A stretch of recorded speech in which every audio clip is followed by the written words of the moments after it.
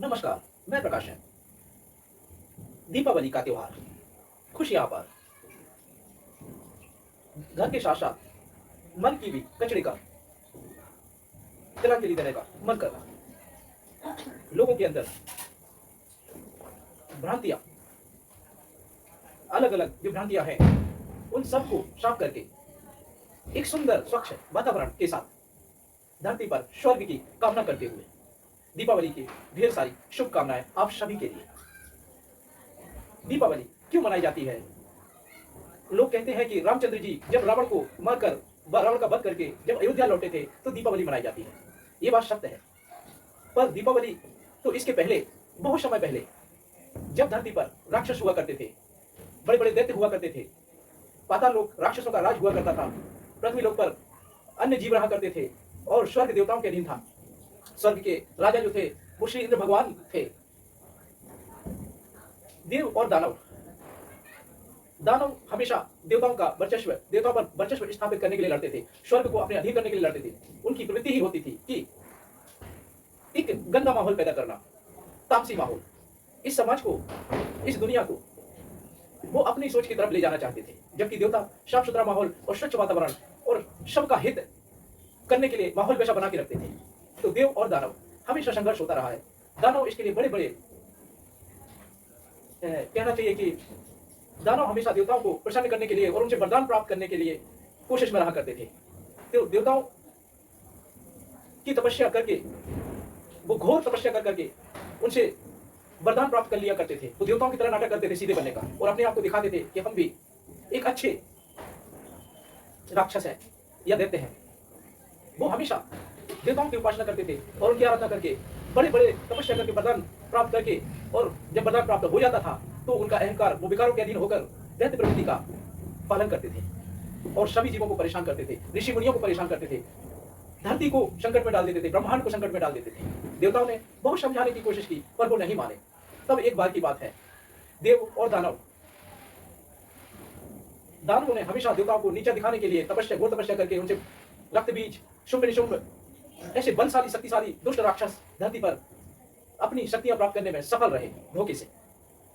जब राक्षसों ने शक्तियां अर्जित कर ली तो रक्त बीज, जिसके एक खून की बूंद से उसके जैसा एक राक्षस पैदा हो जाता था, उसके जैसा शक्तिशाली, और शुंभ निशुंभ ये भी कम नहीं थे, ये भी बहुत बड़े वरदानी थे।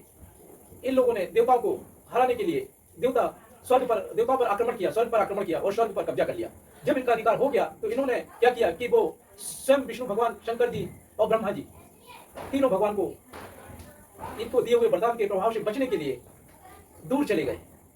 तो राक्षसों ने क्या किया कि माता महालक्ष्मी माता को बंदी बना लिया और उन्हें नरक में, पाताल लोक ले गए।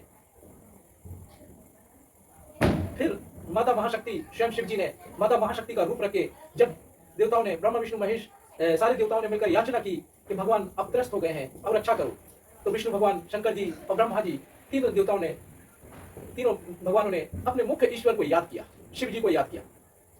जब शिव जी को याद किया तो घोर संघर्ष की स्थिति बन गई थी। देवता हार चुके थे और सारे साधु त्राहिमाम कर चुके थे। तब शंकर जी ने शिव जी को याद किया। उन्होंने मां आदिशक्ति का रूप रखा और संघर्ष शुरू कर दिया। उन्होंने खून पीती गई और मारती गई, राक्षसों को वध करती गई। इसके हिसाब से जब रक्तबीज जैसे राक्षस को ही मारा तो उसे खून से एक रक्तबीज जैसा राक्षस एक बूंद से पैदा हो जाता था। तो उन्होंने एक घट में खून उसका गिर रहा था तो वहां लगाती गई और आग जला के, ताकि वो खून जो रक्त है वो धरती पर न गिरे और खून का पान करे, जिससे कोई रक्तबीज पैदा ना हो दोबारा। ऐसे ही शुंभ निशुंभ और सबको मारती गई।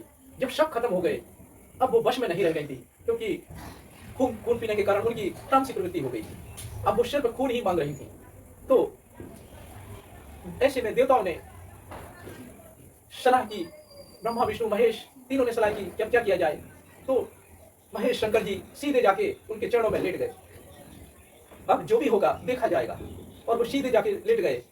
तो वो माता जैसे ही पास से गुजरी तो एक पैर उनकी शंकर जी की छाती पे पड़ा, और जब उन्होंने, माता ने नीचे देखा तो अचानक उनको चेतना जागी और वो दंग रह गई, उनकी जीभ निकल गई बाहर कि उनका शिव जी का छोटा रूप धरती पे लेटा हुआ है और तब जाकर उनकी आंख खुली और उन्होंने अपने आप को वापस अपनी चेतना को जागृत किया, शिव जी में शपथ उचित समझा और वो शांत होकर शिवमय हो गई, शिव शक्ति हो गई।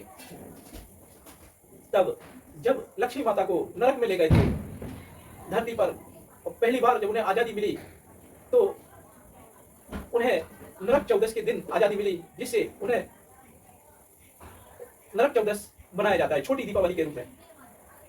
दीपावली के एक दिन पहले, उसके बाद मुख्य दीपावली जो मनाई जाती है वो अगले दिन मनाई जाती है छोटी दीपावली के। तो नरक चौदस को छोटी दीपावली और अगले दिन मुख्य दीपावली को माना जाता है। जब वो एकदम फ्री होकर वो विष्णु भगवान के पास चली गई थी तो वो मुख्य दीपावली मनाकर खुशियां मनाई गई थी।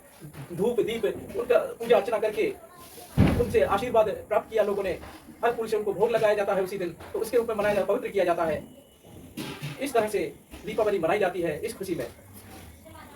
फिर सतयुग में रामचंद्र जी ने जो किया था, जो रावण का वध किया था और अयोध्या लौटे थे, तो लोगों ने खुशियां मनाने के लिए दीप वगैरह प्रज्वलित किए। वो यही दिन था, बहुत शुभ दिन है। इसी दिन बहुत अच्छे अच्छे कार्य हुए हैं, इसलिए हम सबको दीपावली बहुत ही धूमधाम से मनाया जाना चाहिए, आत्मशुद्धि के साथ मनाना चाहिए, पवित्रता के साथ। और दीपों से ये भी हमें शिक्षा मिलती है कि ठंड का सीजन शुरू हो गया है, अब रजाई निकाल के और गद्दों में सोना लोगों को सही रहेगा।